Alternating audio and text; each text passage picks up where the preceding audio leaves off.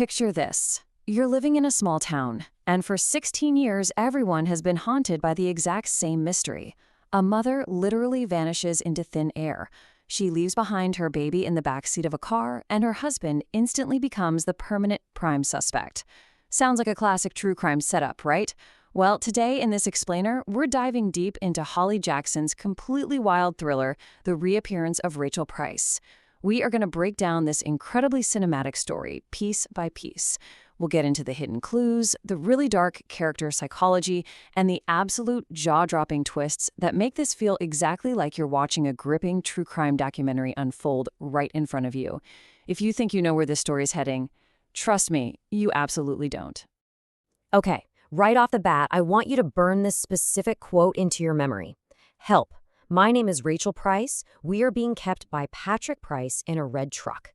This desperate, terrified hidden message, it's basically the bleeding heart of our entire story. We won't fully understand what it means until the very end, but keep it in the back of your mind. It's the ultimate key to unlocking 16 years of absolute lies. So we don't just jump into a normal narrative here. We're actually dropped right into a meta-narrative. We're following a documentary crew led by a director named Ramsey and his camera assistant, Ash. They've just rolled into Gorham, New Hampshire to shoot a film about the infamous 16-year-old cold case of Rachel Price.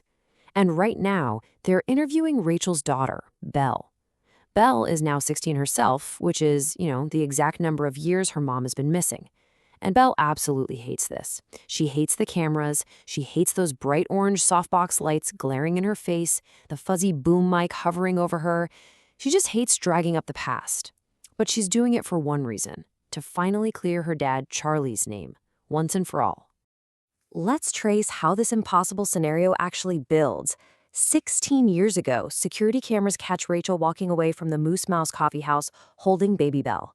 She turns a corner into a blind spot, and that's it. She vanishes. Gone. Fast forward to just a few weeks ago. Ramsey's film crew arrives to start shooting. And then, present day, while the cameras are literally rolling, a car pulls up, the passenger door opens, and out steps Rachel Price. She's alive, but here is the detail that's going to send a total shiver down your spine. She is wearing the exact same clothes she disappeared in. Black jeans, a red long-sleeved top, a large gray quilted coat. It's as if time literally just stopped. Section 1. The cracks in the story. Belle investigates. Now, put yourself in Belle's shoes for a second. While the whole world is throwing a party over this miraculous return, Belle's gut is screaming that something is terribly wrong. I mean, think about it. If you were locked in a basement for 16 years, how would you act? Really think about the psychological reality of that kind of trauma. The sensory deprivation, the constant fear, the physical toll on your body. You'd be completely broken, right? Squinting at the light, terrified of people. But Rachel's just suspiciously composed. Her reactions feel totally rehearsed. When the documentary crew interviews her, she hits all the emotional beats perfectly. She cries right on cue. To Belle, it feels completely fake. She's watching her mother put on a performance. And the tiny, chilling inconsistencies just start piling up. Let's break down Rachel's official story versus the actual red flags, because things are just not adding up here. Rachel claims she was abducted by a random stranger and locked in a basement, but Belle quickly catches her in a lie. Rachel tells a detective that her kidnappers left the car engine running, but she previously told Charlie the guy turned it off. Minor slip-up? Maybe. But then look at the physical reality. A severely traumatized victim, fresh out of a basement cell, shouldn't be casually taking long showers and walking out smelling perfectly of Belle's own coconut and aloe vera shampoo. She's completely unfazed. And the craziest red flag? Almost immediately after coming back from the dead, Rachel grabs Charlie's credit card and casually asks Belle if she wants to go on a shopping trip to the mall. I'm sorry, what? Those aren't the actions of a traumatized captive. Those are the actions of someone playing a very twisted game. And right when you think you have a handle on things, the story takes a massive turn. Just 1 week after Rachel's so-called miraculous return, her husband, Charlie, abruptly vanishes. Just poof, gone. His phone goes straight to voicemail. The police immediately start digging into his bank accounts. The documentary crew goes into absolute overdrive trying to capture the fallout. Suddenly, Charlie looks incredibly guilty. Did Rachel's return spook him so much that he just had to flee? Section 2, following the clues, tracing the breadcrumbs. So, with her dad suddenly missing and her mother acting like, quite frankly, an alien wearing a human suit, Belle decides she has to find the truth herself. She teams up with Ash, the camera assistant, and they start hunting down this bizarre breadcrumb trail left by the adults. First up, they find out Rachel borrowed a highly suspicious $3,000 in cash from a teacher, Mr. Tripp, right before she vanished. Why on earth would she need that kind of cash if she was just randomly abducted off the street? Then, they run into Philip Elves. He's this volatile guy who was briefly a suspect years ago. Philip drops a bombshell. He was actually hiding in Belle's house the night Rachel vanished, and he saw Charlie leave. He is dead set that Charlie is guilty. And then there's this incredibly chilling behavioral clue. Ever since Rachel got back, she has been obsessively locking her bedroom door. Every single time. But the exact moment Charlie disappears, the door stays unlocked. It's like she knows the threat is gone. It just proves that literally nobody in this town is telling the whole truth. But we really need to talk about the most damning piece of physical evidence they find. Belle is looking at a book that Rachel claims she absolutely loved and read while she was trapped. Belle casually flips to the copyright page and it says, originally published in hardcover and ebook March 2008. Wait a minute. March 2008 is a full month after Rachel supposedly went into that basement. I highly doubt a crazed kidnapper was treating his captive to brand new bookstore releases, right? Which means Rachel was not in a basement in 2008. The entire official narrative is a completely fabricated lie. Belle realizes that the truth isn't in this shiny new copy of the book she's holding. The real answer is hidden inside a very specific, older copy of that exact book titled The Memory Thief. And she remembers exactly where it is, hidden on the second shelf over at her Grandpa Patrick's house. It's like a giant puzzle finally clicking into place. And what she finds inside that specific copy is about to completely shatter her entire reality. So we have to stop and ask ourselves, if the basement story is a total lie, and the random kidnapper is just a phantom made up for the cameras, who actually orchestrated the disappearance of Rachel Price? Well, we are about to pull the masks off the true villains here. And I gotta warn you, the psychology behind what actually happened is incredibly dark. Section 3. The Ultimate Betrayal, a Dark Family Secret. When Belle finally confronts Rachel and the missing Charlie, the whole horrific truth just comes spilling out, step by agonizing step. Let's trace this sick cycle of blackmail. Step 1. Decades ago, a teenage Charlie witnessed his own father, Patrick, violently shove his mother, Maria, down the stairs, killing her. The coroner brushed it off as a tragic accident, but Charlie knew exactly what he saw. Step 2. Fast forward a few decades, Charlie decides he wants his wife Rachel out of the picture for good. So what does he do? He uses that dark, decades-old secret to blackmail his own father. He corners Patrick and forces him to agree to murder Rachel. Step 3. Patrick actually abducts Rachel, but he's a coward. He just can't bring himself to actually pull the trigger and kill her. So instead, he locks her away in this abandoned red truck out at the family's remote logging yard, leaving her trapped there for 16 entire years. Charlie was the puppet master the whole time. It really forces you to look at the horrifying duality of this man. We're dealing with two totally different Charlies here. For her entire life, Belle only saw the loving father, the man who raised her single-handedly, the poor victim of a wrongful arrest by a totally biased police force. But lurking right beneath that surface was the mastermind. Because, as Rachel so coldly points out later, while the rest of the world was just guessing, Charlie was the only person on planet Earth who was entirely 100% sure she was dead. Or, well, at least he thought he was.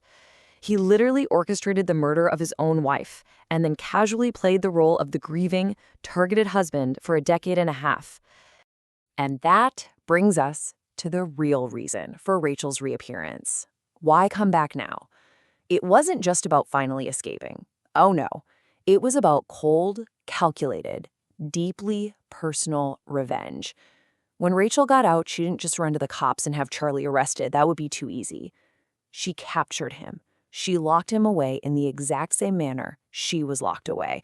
Her plan, as she chillingly whispers to him in the dark, is for him to serve the exact same sentence she did.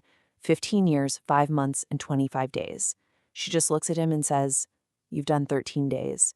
Bit of a ways to go." It is just this stunning, absolutely ruthless psychological pivot. The victim literally becomes the warden. Section 4. The final cover-up. Chaos in the woods.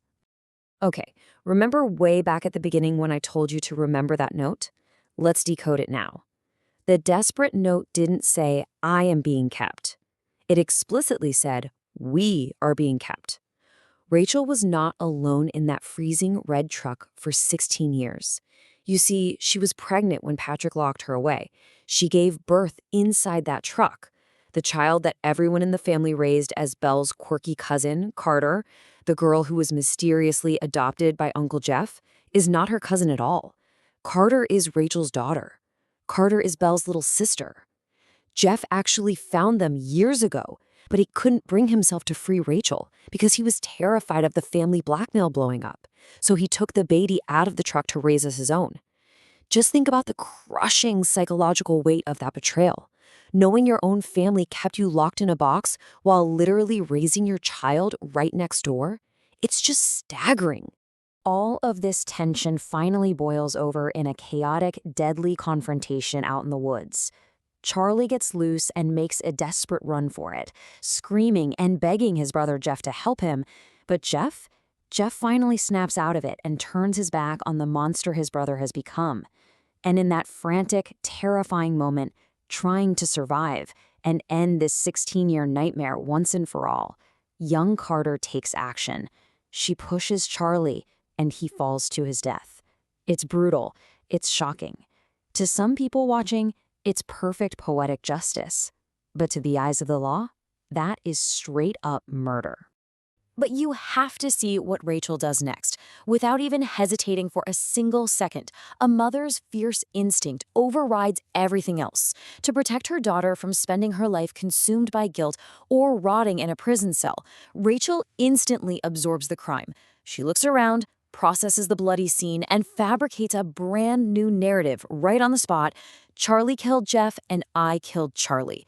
She's entirely ready to lie to the cops, to the documentary crew, to the whole world, just to keep Carter safe. Which brings the whole thing right back around to the meta-narrative, the documentary they've been filming this whole time. Ramsey, the director, isn't stupid. He figures out they're lying. He knows the whole basement story is fake. But instead of exposing them and getting the sensational scoop of the century, he chooses to accept their lie. The documentary evolves. The original concept was this super plotty, twist-filled mystery about a missing woman, but the final cut? Ramsey decides to make a much quieter, deeply human story about a mother and daughter overcoming doubt and finally finding each other. He actively chooses empathy over exposing the bloody, complicated truth. So how do they actually get away with the whole shebang? It takes the perfect anatomy of a cover-up. Belle actively deletes and destroys the raw camera footage that Ash took, the footage that could incriminate all of them. They carefully hide that original hidden message note. And ultimately, Belle, Rachel, and Carter forge this entirely new family bond. But it is a bond built 100% on a foundation of shared bloody secrets.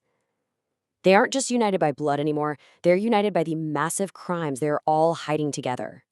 And honestly, this is exactly where Belle finally finds her peace. She watches the massive physical relief wash over Carter's face when Rachel takes the blame for the murder.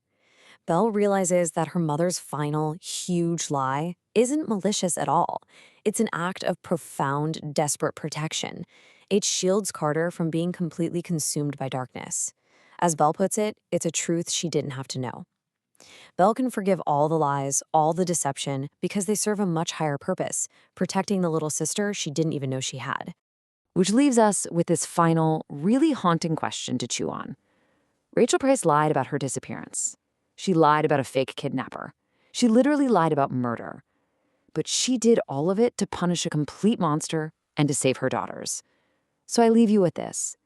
If a massive, sprawling lie is the only thing that keeps your family completely safe from harm, does that make it the ultimate truth of a good mother? That is the brilliant, morally gray psychology at the absolute heart of Holly Jackson's masterpiece. Thank you so much for joining me for this explainer. I absolutely recommend you go experience the tension of the story for yourself. Until next time, keep questioning everything you see.